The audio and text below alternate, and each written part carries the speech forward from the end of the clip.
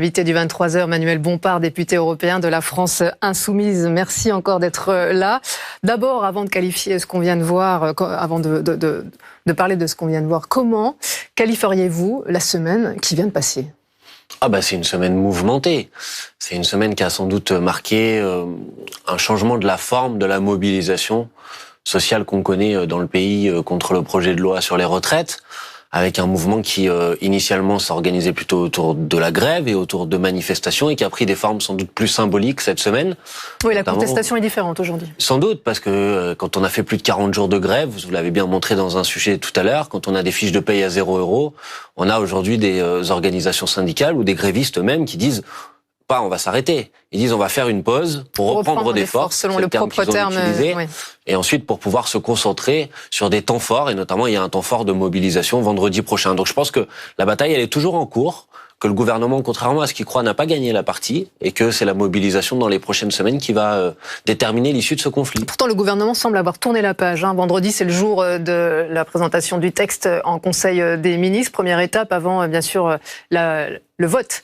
Oui, mais après, vous savez, vous connaissez l'histoire de notre pays comme moi. Vous savez, par exemple, Monsieur Chirac avait une réforme qui s'appelait le contrat première embauche. La loi avait même été votée, mais il y avait une telle opposition dans le pays qu'il avait été finalement obligé de ne pas l'appliquer, de ne pas la promulguer.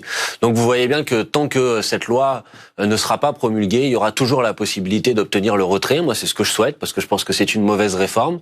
Et donc, il faut que la mobilisation se poursuive. Que le gouvernement fasse semblant que la page est tournée, c'est normal, c'est sa stratégie.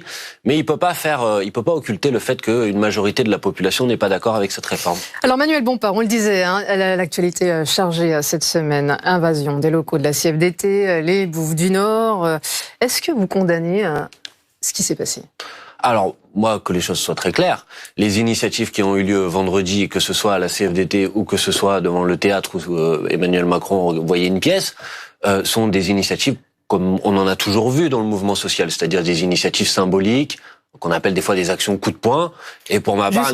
Jusqu'à interpeller le président sur un lieu d'un instant privé avec son épouse. Et si les manifestants s'en étaient pris au président ? Mais bien sûr qu'il ne faut pas s'en prendre au président de la République. Mais la différence entre une action d'interpellation symbolique et une action de violence, c'est que dans un des cas, on fait des violences physiques ou verbales, et dans un autre des cas, on vient pour interpeller, interpeller le président de la République, interpeller une confédération syndicale. Que je partage ou pas l'initiative est une chose pour ma part. Mais vous condamnez pas d'après ce que vous me dites. Mais alors je pense que à partir du moment où les manifestants ne se livrent pas à des actes de violence ou à des insultes, il n'y a pas de raison que ces initiatives-là, qui encore une fois ont toujours eu lieu. Il y en a eu, vous l'avez vu, quand il est sorti, il est hué. Les personnes qui l'ont insulté n'auraient pas dû le faire, bien sûr. Mais donc vous condamnez ?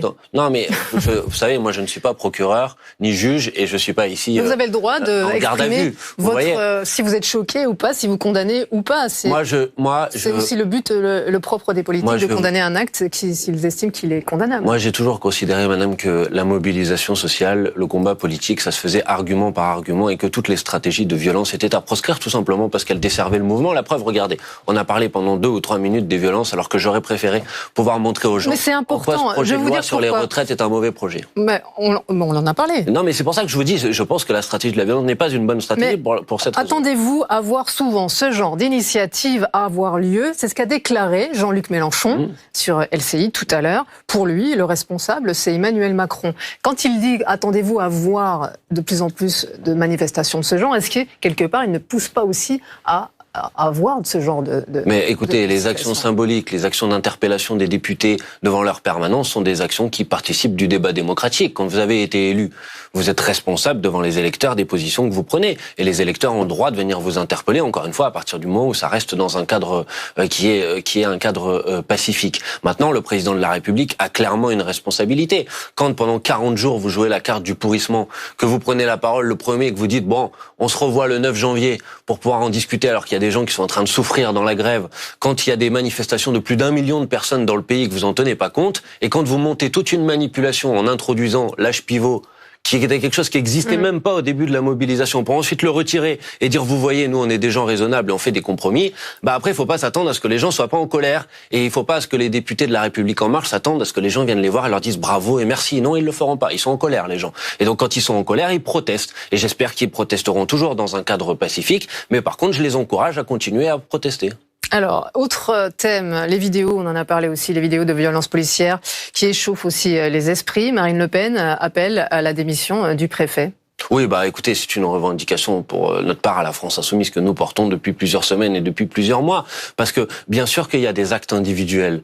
Vous avez montré tout à l'heure d'ailleurs que malheureusement souvent ces actes individuels n'étaient pas sanctionnés ou que les procédures étaient extrêmement longues. Et votre reportage était très bien à mon avis sur le sujet. Mais vous pouvez pas seulement dire que c'est un problème d'actes individuels. Derrière ça, il y a une stratégie du maintien de l'ordre, qui est une stratégie d'aller au contact. Et donc il y a des gens qui sont responsables de la mise en œuvre de cette stratégie, le préfet de police, le ministre de l'Intérieur. Et quand une stratégie échoue, parce qu'on peut pas accepter que depuis 1 an et demi dans notre pays, vous ayez des mains arrachées, des yeux perdus, y compris des gens qui sont morts, qui sont décédés dans cette mobilisation des Gilets jaunes par exemple. Eh ben, il faut que les responsables de la mise en œuvre de cette stratégie rendent des comptes. Et la manière de rendre des comptes en démocratie, en République, c'est pas de se défausser sur le fonctionnaire de police, c'est de dire je prends ma part de responsabilité et je démissionne.